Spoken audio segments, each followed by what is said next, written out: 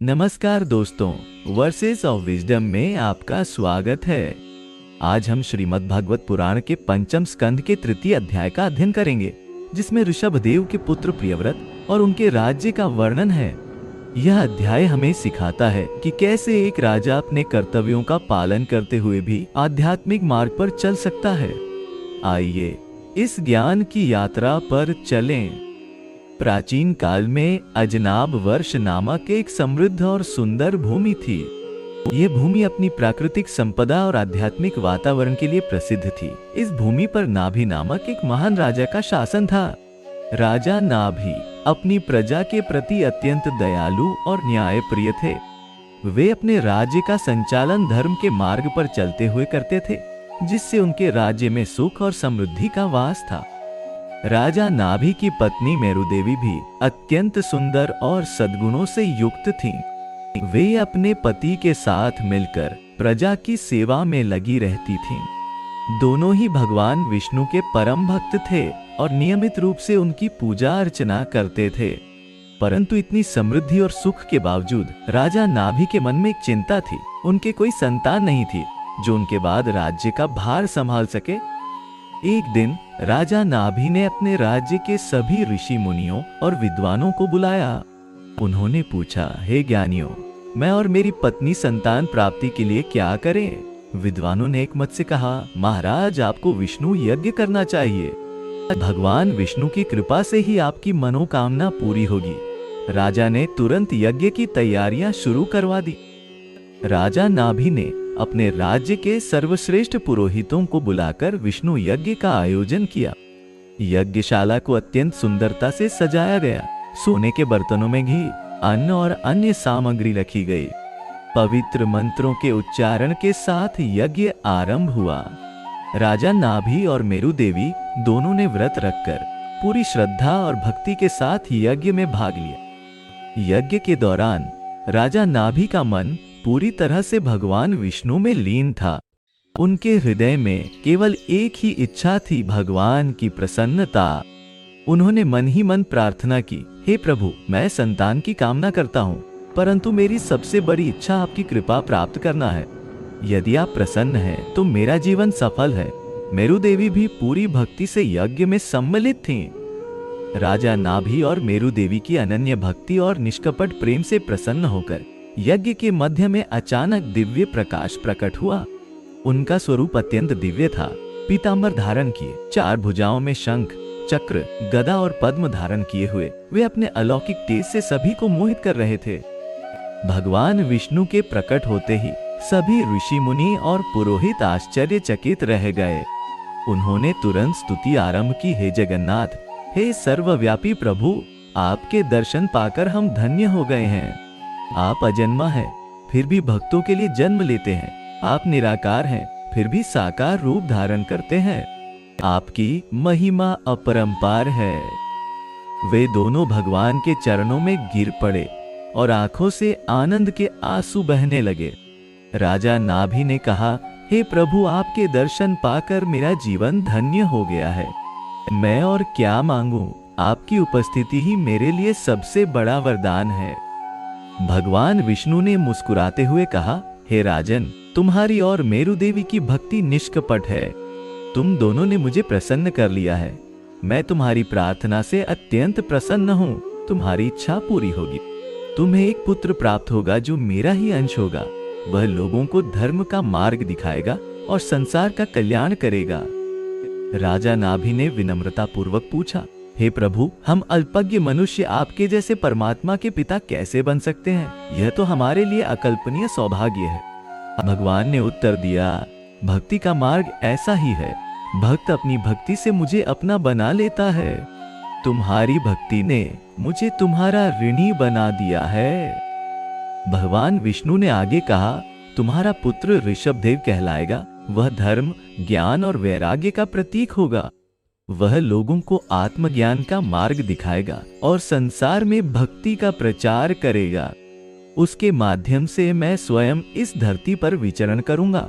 इतना कहकर भगवान विष्णु अंतर्ध्यान हो गए। भगवान के अंतर्ध्यान होने के बाद यज्ञशाला में उपस्थित सभी लोग आश्चर्य और आनंद से भर गए। ऋषि मुनियों ने राजा नाभि और मेरु देवी को बधाई दी। उन्होंने कहा, महाराज आप धन्य हैं, स्वयं भगवान आपके पुत्र के रूप में अवतार लेंगे। यह इस युग का सबसे बड़ा आश्चर्य है। यज्ञ के समापन के बाद राजा नाभि और मेरु देवी अपने महल लौट आए। उनके हृदय में अपार आनंद और कृतज्ञता थी। मेरु देवी ने अपने पति से कहा, स्वामी, हम कितने भाग्यशाली हैं कि स्वयं भगवान हमारे पुत्र के रूप में जन्म लेंगे।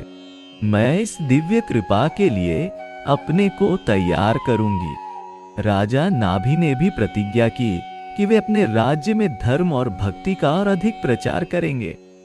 कुछ समय बाद मेरु देवी ने गर्भ धारण किया। उनके गर्भ में भगवान का अंश होने के कारण एक दिव्य आभा उनके चारों ओर दिखाई देने लगी। जब वे महल में चलती थीं, तो ऐसा लगता था जैसे स्वयं देवी लक्ष्मी विचरण कर रही हो। उनके मुख पर एक अलौकिक तेज था और उनकी आंखों में दिव्य चमक थी। मेरु देवी के गर्भकाल के दौरान अजनाभ वर्ष में अद्भुत परिवर्तन दिखाई देने लगे। प्रकृति अधिक सुंदर और समृद्ध हो गई।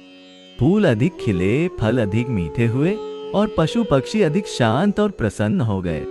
आकाश में दिव्य संकेत दिखाई देने लगे, इंद्रधनुष, उल्काएं और अद्भुत ज्योति। ऋषि मुनि इन संकेतों को देखकर समझ गए कि कोई महान आत्मा जन्म लेने वाली है। 9 माह पूरे होने पर एक शुभ मुहूर्त में मेरु देवी ने अत्यंत तेजस्वी पुत्र को जन्म दिया।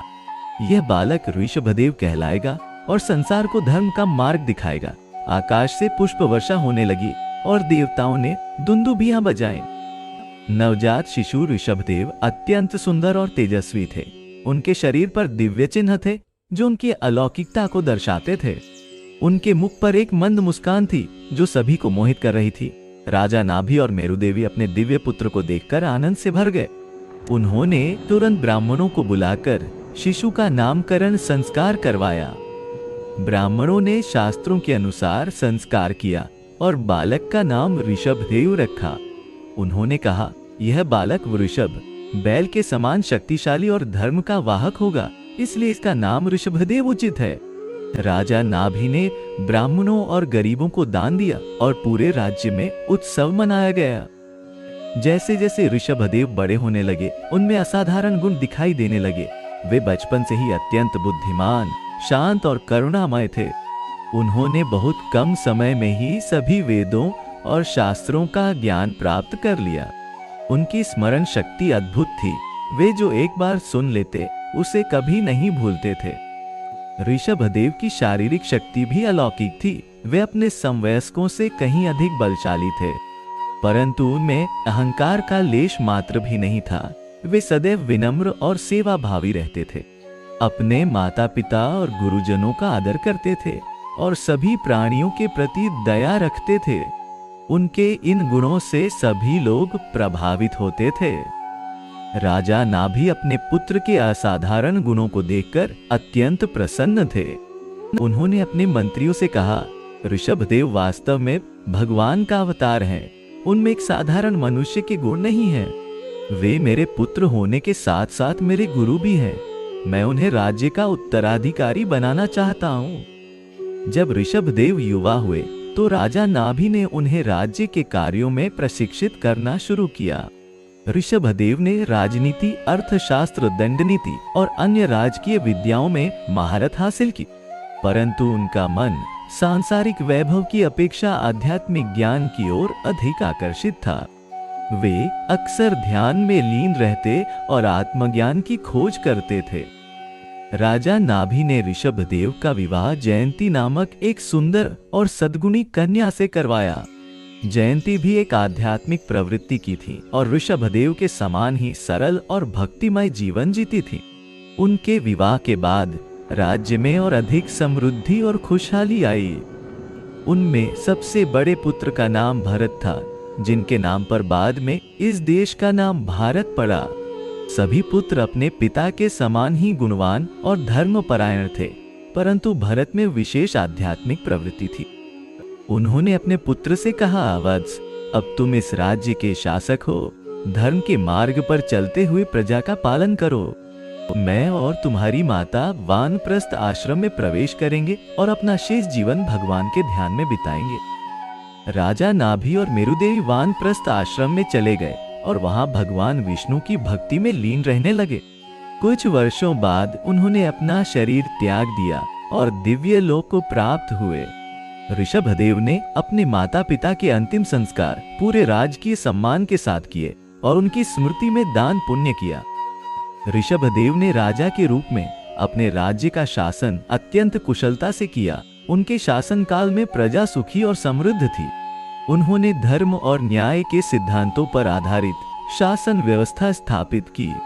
वे स्वयं सादा जीवन जीते थे और अपनी प्रजा के कल्याण के लिए निरंतर प्रयत्नशील रहते थे।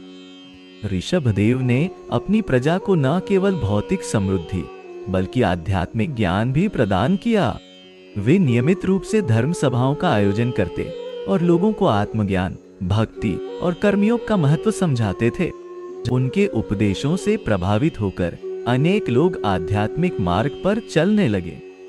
कई वर्षों तक राज्य का कुशलता पूर्वक शासन करने के बाद ऋषभदेव के मन में वैराग्य जागृत हुआ। उन्होंने सोचा, मैंने अपने गृहस्थ धर्म का पालन कर लिया है। अब समय आ गया है कि मैं अपना शेष जीवन पूर्ण रूप से आत्मज्ञान और भगवत भक्ति में समर्पित करूं। उन्होंने अपने पुत्रों को बुलाकर राज्य विभाजन का निर्णय लिया। ऋषभदेव ने अपने ज्येष्ठ पुत्र भरत को मुख्य राज्य का उत्तराधिकारी बनाया और अन्य पुत्रों को विभिन्न प्रदेशों का शासन सौंपा। उन्होंने अपने सभी पुत्रों को बुलाकर अंतिम उपदेश दिया। मेरे प्रिय पुत्रों, राज्य चलाते समय सदैव धर्म का पालन करना, प्रजा को अपनी संतान समझकर उनका पालन करना और कभी भी अहंकार में नहीं आना। ऋषभदेव ने आगे कहा, राज्य और वैभव क्षणभंगुर है, वास्तविक सुख आत्मज्ञान में है। इसलिए अपने राज के कर्तव्यों का पालन करते हुए भी आध्यात्मिक साधना मत भूलना। भगवान की भक्ति में सदैव लीन रहना और अपनी प्रजा को भी इसी मार्ग पर ले जाना। उनके पुत्रों ने विनम्रता पूर्वक सिर झुकाकर पिता के आदेश स्वीकार किए। उन्होंने अपने बालों को जटा रूप में रखा, वल्कल वस्त्र पहने और हाथ में कमंडल लिया।